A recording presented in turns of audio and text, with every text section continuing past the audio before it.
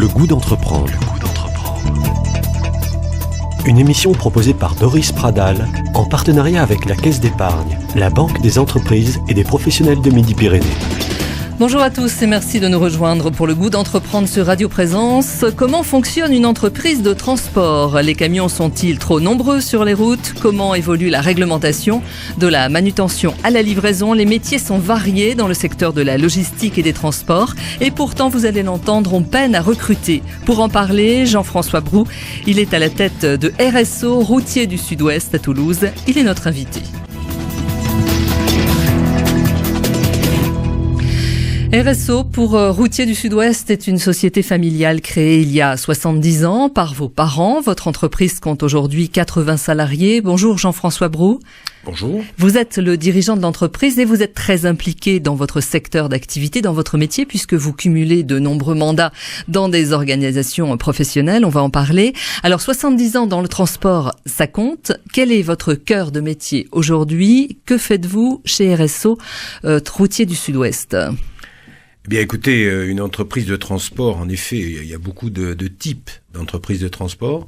RSO fait essentiellement de la distribution, c'est-à-dire de la livraison dans des produits secs.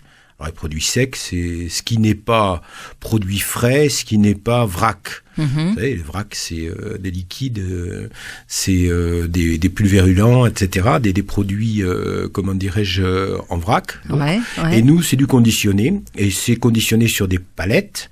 Et donc, nous livrons, bien, une palette de papier, une palette, comment dirais-je, de nourriture dans la grande distribution, mais beaucoup de produits industriels également dans les usines et dans les entreprises. Alors, petit ou gros volume, petit camion ou gros camion, pour faire simple ? D'abord, nous travaillons avec tout type de camions, des gros pour faire des tractions, ce qu'on appelle, c'est-à-dire apporter des usines jusque à nos plateformes de distribution, et puis des camions un tout petit peu plus petits, mais qui sont des poids lourds quand même, pour la distribution, et puis parfois, pour certains points qui ne sont pas accessibles, ou les centres-villes, des petits camions pour livrer des palettes. Alors nous, ce qu'on fait pas, c'est le petit colis. Il y a une spécialité là-dedans, il y a des groupes qui sont spécialisés là-dedans, qui livrent le petit colis tout petit, comme la Poste, etc., qui sont spécialisés là-dedans. Ce sont des créneaux sur lesquels nous ne sommes pas. Vous n'êtes pas rentré volontairement, vous disant que c'était... Je crois qu'il faut des structures nationales, voire internationales, pour arriver à traiter le petit colis, qui est une particularité dans le transport, qui vient d'émerger ces 10 dernières années, avec l'avènement d'Internet. Oui, c'est ça, le e-commerce. Donc, le e-commerce a entraîné une augmentation considérable des volumes sur le tout petit colis. Et c'est pas intéressant pour une entreprise. C'est pas que c'est pas intéressant, c'est qu'il faut des grosses structures pour le faire, avec des réseaux internationaux. C'est une spécialité, avec des chaînes automatisées de traitement des colis sur des plateformes. C'est un métier autre. Alors, puisque vous abordez justement ce secteur d'activité, le transport, c'est vraiment un secteur en mutation permanente. Ça a obligé, au fil de ces années, à vous remettre en permanence en question. Bien sûr, comme dans tous les métiers. Bien sûr. Vous savez, on n'a rien à envier à l'industrie ou au commerce.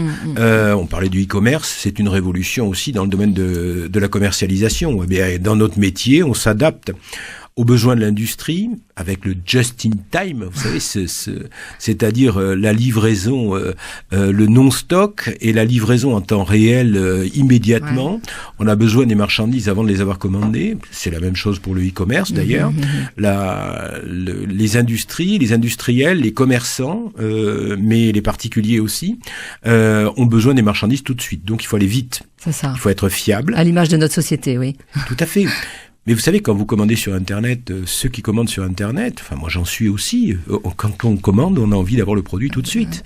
C'est tout juste, c'est presque vital. Téléporter. Mais bien sûr, on déclenche notre besoin et nous nous adaptons.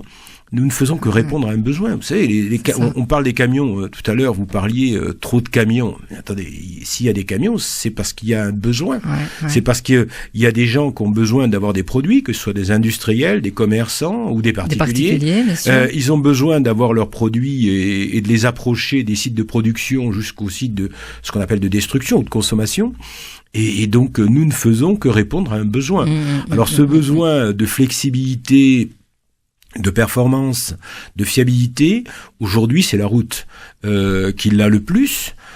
Mais quels sont les autres modes ? Vous savez, les canaux, c'est pas le canal du Midi aujourd'hui, il n'est pas fait pour pouvoir transporter des marchandises. On étudie des possibilités, et dans certains cas, c'est une très bonne chose. Il faudra quand même le réparer un peu.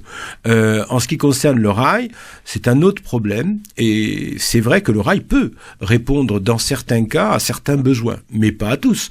On n'ira pas avec le train livré en centre-ville à Toulouse, on ne fera pas. Un camion, donc il y a un moment où le camion fait ce qu'on appelle le dernier kilomètre, c'est souvent pas le dernier kilomètre, mais plutôt les dizaines ou les centaines de derniers kilomètres.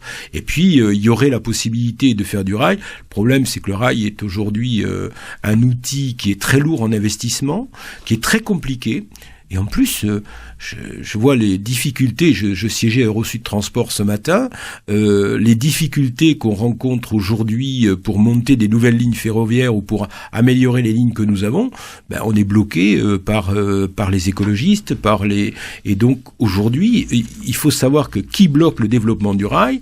Les finances, parce que ça coûte très cher, le mode de financement, parce que c'est un investissement à tellement long terme que le privé ne peut pas financer du rail. Ça ne peut être pas que en public. Totalité, oui, Bien tout sûr. à fait. Donc, on a besoin des camions. Absolument. Absolument. On est les seuls à répondre aux besoins. On va revenir sur la création de votre entreprise. Vous avez naturellement repris les rênes après votre papa, vos parents. On a travaillé longtemps ensemble. Voilà. Et c'était pour vous un choix de reprendre l'entreprise ou une nécessité après des études commerciales, hein ?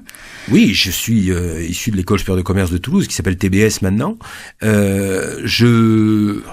Était-ce un choix en 82 ? Était-ce une réponse familiale ? Et puis oui, j'étais moi dans une multinationale et je suis venu rejoindre l'affaire familiale.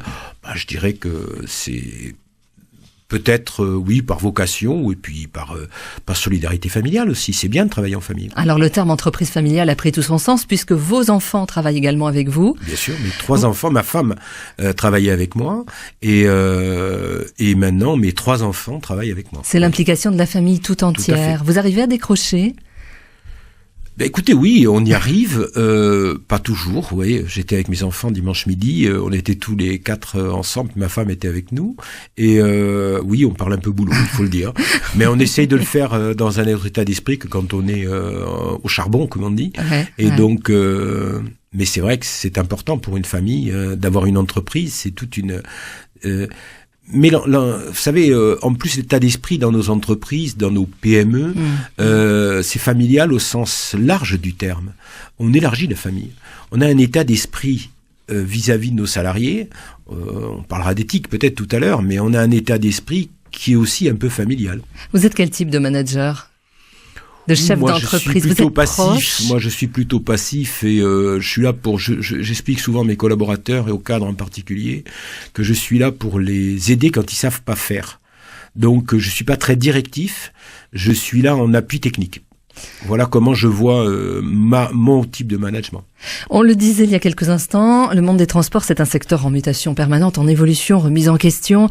Comment se porte le secteur d'activité ? Il y a une indication qui est positive. L'intérim va mieux, en gros 8% de mieux le mois dernier dans le secteur des transports. C'est plutôt un signe, un bon signe ? Bien écoutez, c'est parce que de toute façon, on trouve pas de salariés en ce moment pour conduire nos camions. Donc moi, j'ai des endroits, et je traitais avant d'arriver ici, on a des endroits où on n'a pas de chauffeur à mettre dans les camions.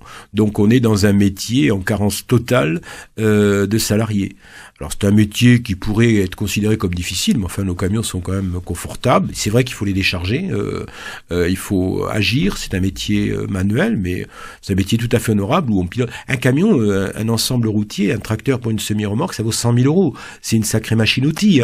Donc on confie à un salarié... C'est une jolie maison.